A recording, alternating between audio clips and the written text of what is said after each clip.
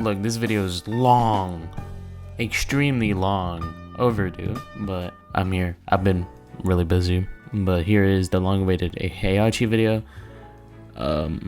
So Heihachi came back to Tekken, and I don't know how I feel about that. You know, me personally, I like legacy characters, but I preferred if we kept this motherfucker dead, and the way they explain how he lived is stupid to me. And I'm gonna tell you how he lived. But first, we gotta, you know, do the story thing. So if you haven't played Tekken 8, here is the story, the new story that was free, along with Heihachi, who wasn't free. But this story was free for everyone. So here it is. Look, you start the story playing as Eddie, and I'm pretty sure no one wants to see Eddie gameplay if you played Tekken. But if you did watch my Eddie video, you know, here's the eye icon. You can watch it. Hashtag shameless plug. But no one wants to see any Eddie gameplay because he is a new character. So I'm gonna just skip over to Lydia, who is also a new character. That was the character before Heihachi. So we're skip it to Lydia because she has a fight with Reina, and I think it's cool, and you can see my shitty Lydia gameplay. So at this point of the story, Eddie and Lydia are working together to, one, keep control of the Mishima Zaibatsu, aka because Eddie used to be Jin's former right-handed man, so he's keeping the Mishima Zaibatsu in South America safe, because, you know, those are his men, while also neutralizing any G-Corp threat, who are now on top of the world because Heihachi is dead. Put that in quotes. So Lydia, who is a prime minister of Poland, is going out looking for this supposed Tekken monks, who are also eliminating the Mishima Zaibatsu from the looks of it. And after that, she fights Reina, who we don't know. At this point, they don't know that Reina was raised by Heihachi himself. Potentially, okay? Now look, there's evidence for this in their special interaction where Reina calls him father, but who knows? I feel like she isn't connected to the Mishima bloodline in a way, because at the end of the day, there was one last remaining person with the double gene, and that just to spoiler, by the way, that just so happens to be Reina. After she defeats Reina, she gets put under this magical monk ship. I ain't gonna hold you, I don't know what the fuck it is. I wasn't paying attention. But basically, it's saying that you are ready for this specific trial that the Tekken monks are doing. So they go to this temple, which I would assume is owned by the Tekken monks, where she gets tested by this big burly motherfucker. Holy! So after she beats the big burly dude, she fights against this clone looking motherfucker. It's all in her head. So this is Kazuya. This is a shadow version of Kazuya that she has to defeat. And after defeating Kazuya, she gets to go face to face with this motherfucker, which basically just says, we really believe you have what it takes for this trial, and that there's someone to meet them, and that person just so happens to be this old looking man who's strong as fuck. And yes, this is the new Heihachi. Look at that.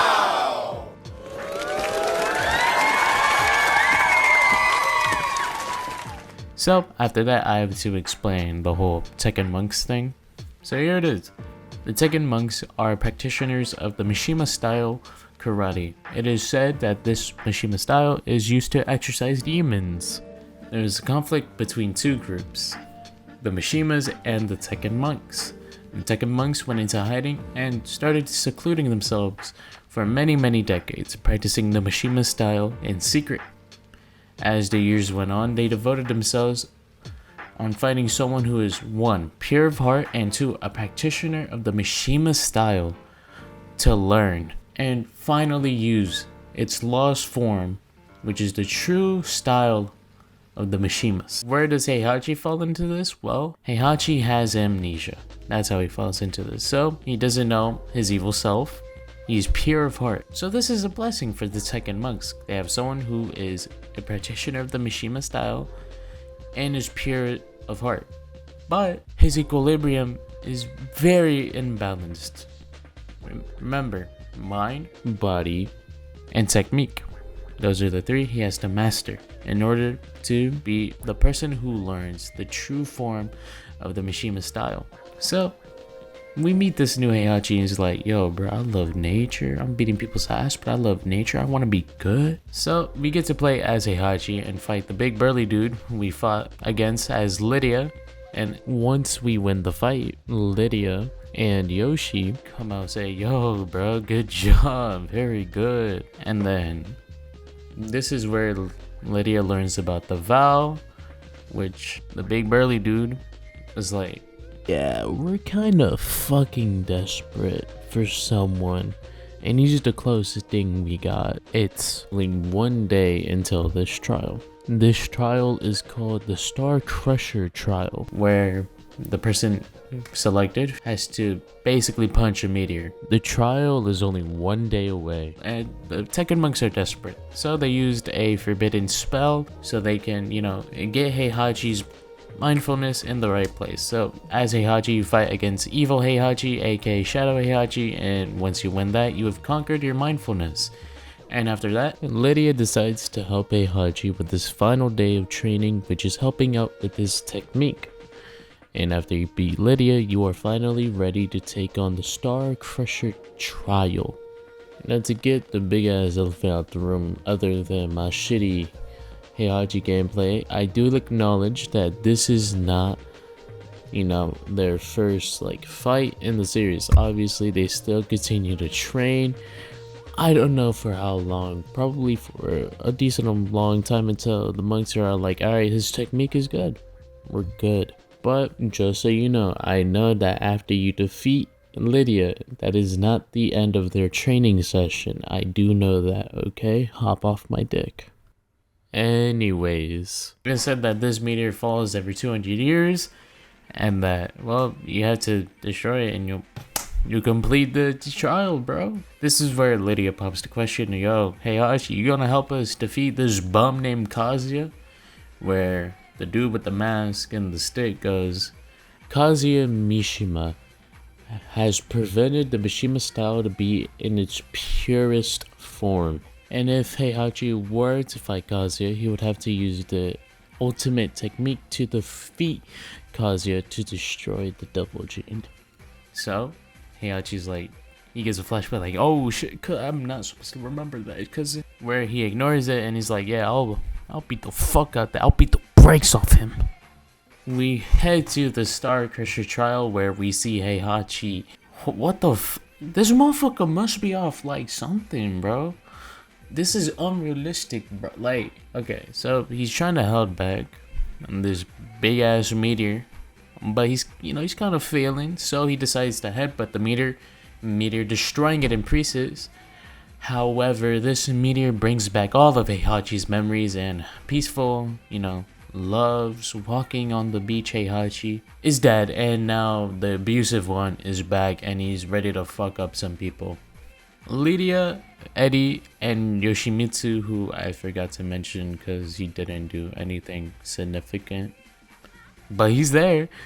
So Lydia, Eddie, and Yoshimitsu, goes outside, see what the commotion is about, and they see a bunch of Tekken monks laying down defeated.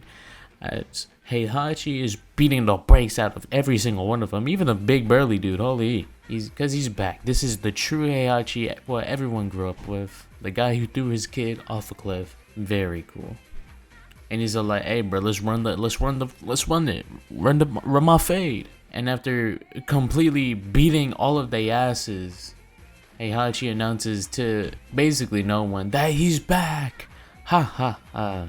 And that's it for the story. I forgot to mention how he lived. And this is possibly the stupidest way they did it. So, the big burly dude that he defeated saves his life as Kazuya, dropped him into the lava. And ignoring the fact that Kazuya was looking dead at him when, he was dropping Heihachi into the volcano. But this is the stupidest way to explain how this motherfucker lived. I would have accepted it if it was a clone or some shit. But bro, you telling me Like, Kazuya did not see that big piece of fucking flesh take, like, his lifeless dad's body. We ignore all of that. The fact that Kazuya was looking dead at his body, making sure he died, and hearing the sound effect. This motherfucker still live? I don't give a fuck. Just say he's a clone, and I would have believed it more. But I digress. And with the recent announcement of Clive joining the Tekken roster over Tifa, now we wait for Season 2, and I already know, I have a prediction who's going to be in Season 2. One of them is definitely going to be Anna, due to this. Because why would there be a chopper with a rocket on it with red lipstick, to be specifically, pointing at Nina Williams? But I also do hope they bring back Miguel, because I miss him. But that's really all for this video. I know it took a while. Took too long that we hit the last DLC, goddamn. But I hope you guys do enjoy this video. And before you ask me to be consistent with my upload schedule, I'm really not gonna do all that shit, you know what I mean? But I'll try my best. I do have another video coming up, maybe next week you could see that new video. That's really interesting and has nothing to do with Tekken lore, surprisingly, but it is something that I think is very cool if you play on Roblox, so keep your eye out for that, turn on post notifications, do all that shit. Anyways, that's all. This is a long ass outro. See ya.